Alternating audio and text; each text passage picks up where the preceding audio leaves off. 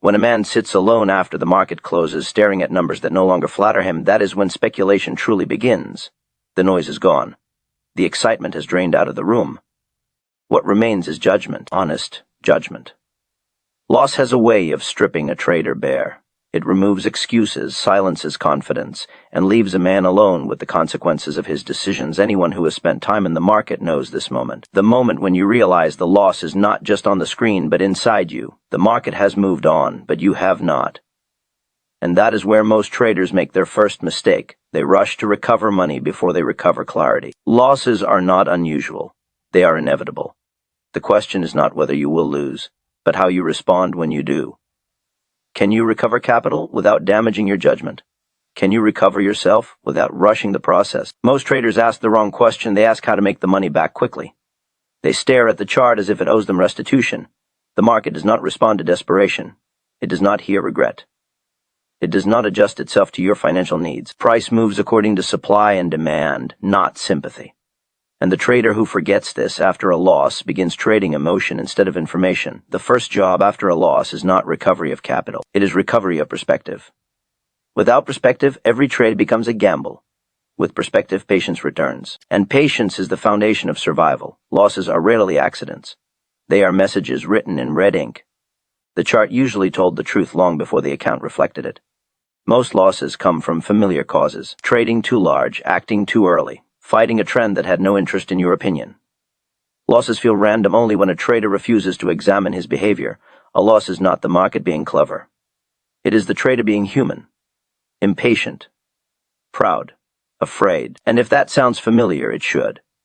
Every trader who lasts long enough has paid that tuition. Recovery does not come from swinging harder. It comes from slowing down, from standing still long enough to see clearly again. The most profitable position after a drawdown is often no position at all.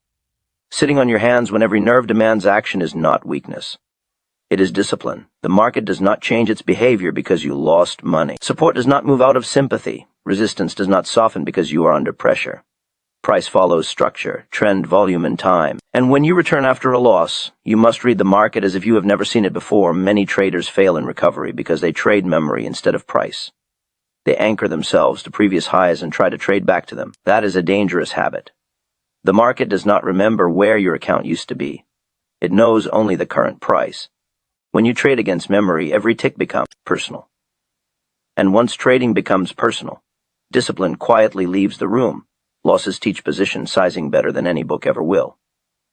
A trader who has been hurt by trading too large understands risk in a way theory never could. Unless greed convinces him he is healed, that lesson stays. Recovery begins with smaller size, smaller expectations, sharper observation. Confidence does not return by risking more. It returns by surviving long enough to rebuild trust in your actions. Confidence in trading is not a feeling. It is a byproduct. It comes from doing the same correct thing repeatedly. When size is reduced, mental space opens, you stop reacting to every tick, you begin to see patterns again. And patterns are the only honest edge a trader ever has. Many traders hunt for the perfect trade after a loss, the one trade that will erase pain. That trade does not exist. The market offers probability, not apology. Recovery is built through a sequence of ordinary, disciplined decisions. There is nothing heroic about it. If trading feels exciting during recovery, something is wrong. Excitement is often a signal of emotional involvement. True recovery feels dull, uneventful, almost boring. And boredom in trading is often a sign of control. Money mindset matters, but not in the way most people think.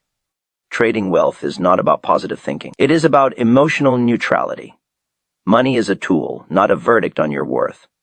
Losses hurt most when a trader attaches meaning to numbers that do not belong there. Most traders think they are trading money. They are not. They are trading price. Account balance only keeps score. And like all scorekeepers, it reports after the fact. When a trader allows balance to guide decisions, fear and hope begin to replace analysis. Price moves because buyers and sellers are doing their work. It does not care whether you are down or up.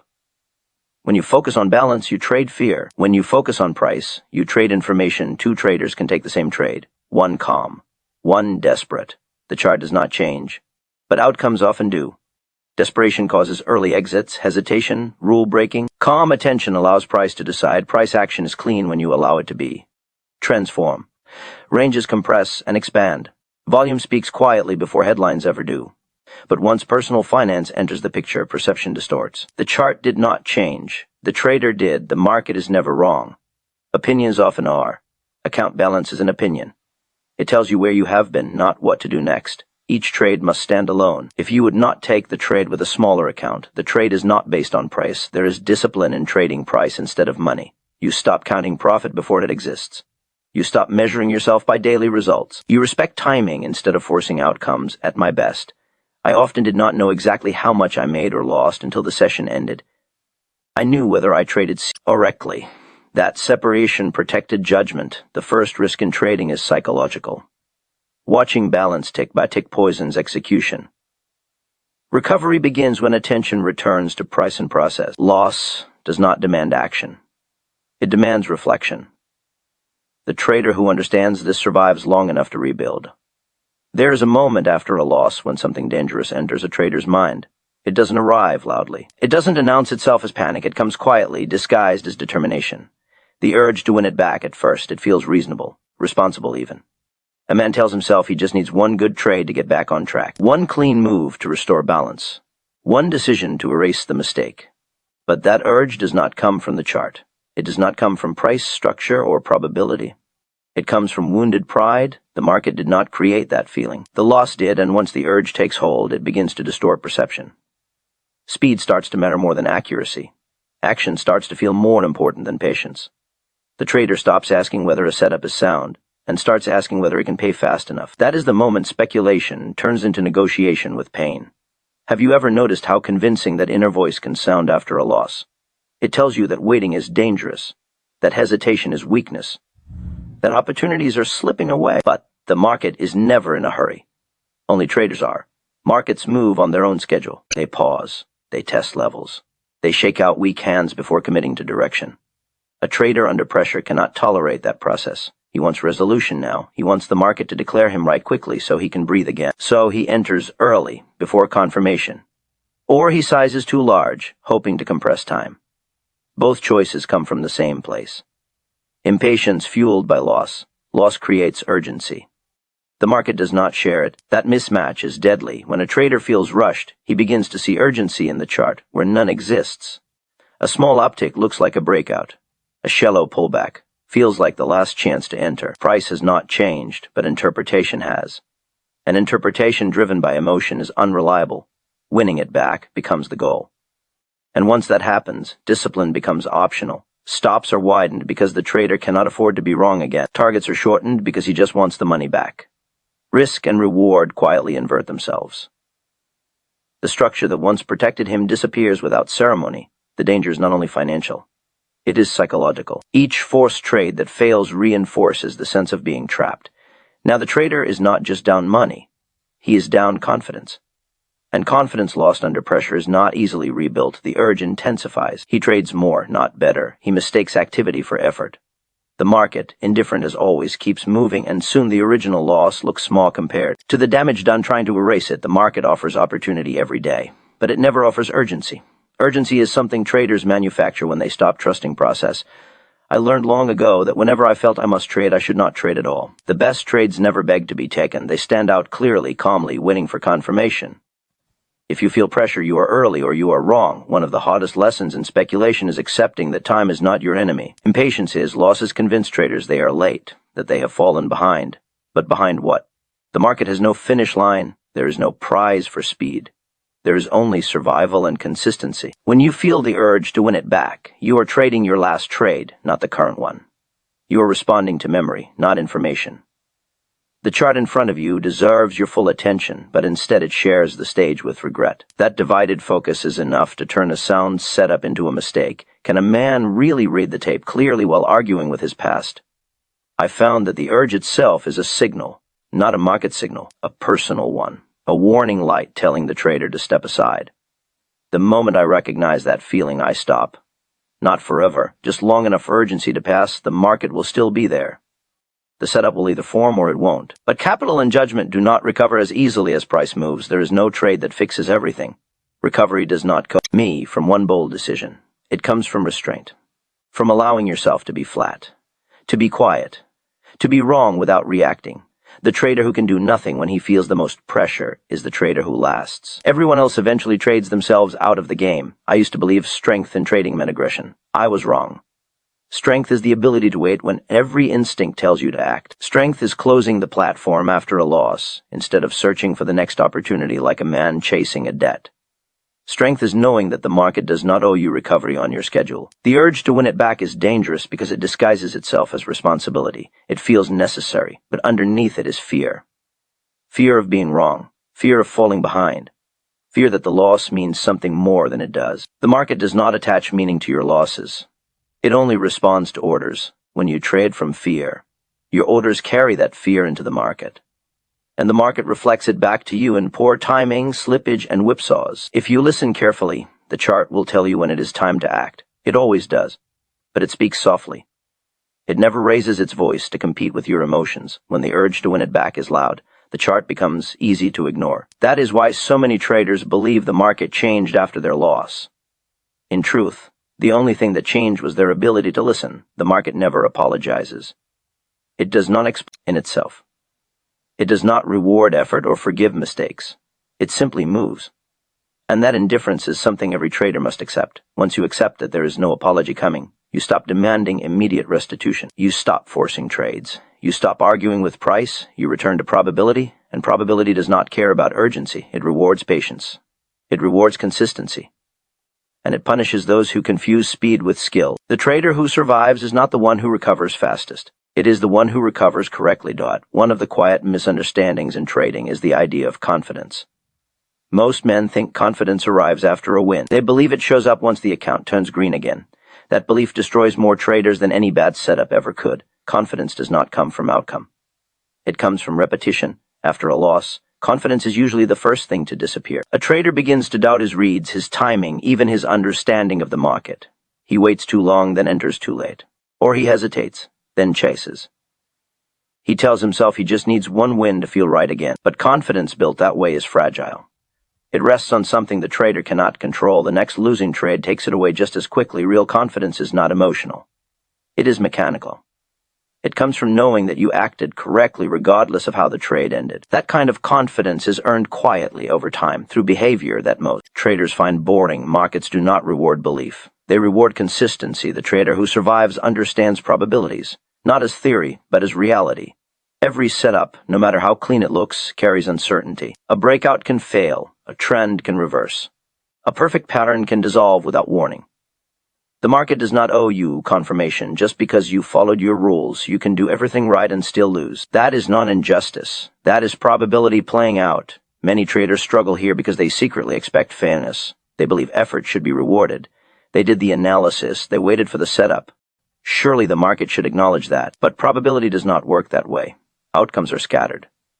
Wins and losses do not arrive in comforting sequences. Can you stay consistent in the middle of that randomness? When a trader does not understand probability, losses feel personal. He begins to resent the market. He argues with price.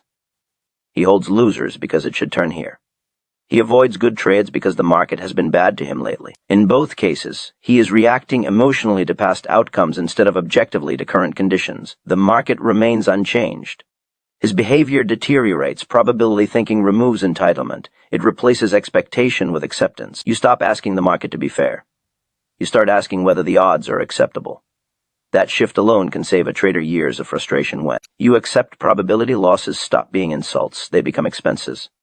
Expected costs in a business where uncertainty is unavoidable. A trader who accepts this does not flinch at being wrong. He plans for it. Risk is defined before entry. Loss is accepted before it happens. And because it is accepted, it does not poison judgment when it arrives. This is where repetition matters. Confidence does not come from a big win. Big wins are poor teachers. They forgive mistakes. They encourage sloppy habits. A trader can break every rule and still make money once in a while. That is dangerous. It convinces him that confidence comes from profit. When the market changes, that false confidence evaporates. Small, well-executed trades do something different. They reinforce discipline. They teach a trader that he can act without panic and exit without regret. Even a small loss taken exactly as planned strengthens confidence more than a reckless win ever could. Why? Because it proves control. Control over size. Control over entry. Control over exit. Control over self. Confidence is not bravado. It is familiarity. A trader who has repeated the same correct process hundreds of times recognizes situations more quickly. He does not rush because he knows another setup will come. He does not freeze because he has been here before. His confidence is quiet, almost invisible, but it shows in execution. He enters when the market confirms, not when emotion demands. Many traders sabotage this by constant NTLI changing methods. After a loss, they abandon what they were doing and search for something new indicators, new strategies, new opinions. They believe confidence lies somewhere else. In reality, confidence is built by staying long enough with one approach to understand its strengths and weaknesses. How can you trust yourself if you never stay put long enough to learn? Repetition does not mean mindless trading. It means repeated correct decisions. Sometimes the correct decision is not to trade. That too builds confidence. Each time you sit out a poor market, you reinforce patience as part of your skill set. You begin to trust that you do not need to be involved all the time. The market is generous with opportunities, but only to those who survive long enough to take them. A trader chasing confidence through large wins often increases size too quickly. He wants the feeling back, the rush, the proof. That rarely ends well. Size magnifies emotion, and emotion clouds judgment. Confidence built through repetition grows alongside restraint. You trade small enough that mistakes do not define you. You allow yourself to be wrong without being wounded. That freedom is essential. Charts reward consistency. Patterns repeat. Trends behave in recognizable ways. The trader who shows up every day, reads price the same way, and executes the same plan begins to feel at home in the market. That sense of familiarity is what most people call confidence. It does not feel exciting. It feels calm. I used to judge confidence by how I felt before a trade. That was a mistake. Feelings fluctuate. Some days you feel sharp. Some days you do not. The market does not care. Confidence should be judged after the trade. Did you follow your rules? Did you respect your stop? Did you accept the outcome without argument? Those answers matter more than profit. Over time, repetition smooths emotional extremes. Wins do not inflate you as much. Losses do not deflate you as deeply. You begin to see both as part of the same process. That balance is earned, not hoped for. Many traders want confidence before they act. The market demands the opposite. You must act correctly first. Confidence follows later. You do not wait to feel confident to follow your plan. You follow your plan until confidence shows up on its own. The market has no memory of individuals, but it has a long memory for behavior. A trader who repeatedly respects risk stays in the game. A trader who repeatedly overreaches eventually removes himself. Confidence grows in the space between those two outcomes. It is not loud.